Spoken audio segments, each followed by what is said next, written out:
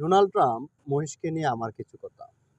সকালে হাঁটতে বের হয়েছিলাম, হঠাৎ ডোনাল্ড ট্রাম্প মহিষের কথা মনে পড়ল।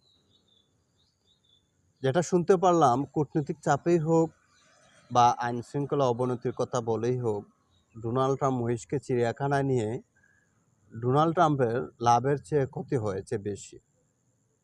কেননা ২-৪ দিন পর সবাই ভুলে যেত যদি এটাকে কুরবানি দিয়ে দেওয়া হতো।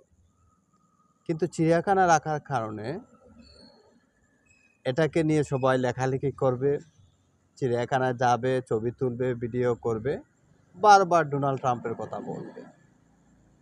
অথচ আজকে আবার দেখলাম আপনার চিড়িয়াখানায় লেখা হয়েছে সাদা মহিষ, নিচে লেখা হয়েছে ডোনাল্ড ট্রাম্প। তো আপনি নাম যতই এখন পরিবর্তন করার চেষ্টা করেন, একবার যদি নাম রেখে দেওয়া হয়, যেমন চোরায় যখন চুরি করে তাকে সারা জীবন মানুষ চোরই বলে, যতই ভালো হোক।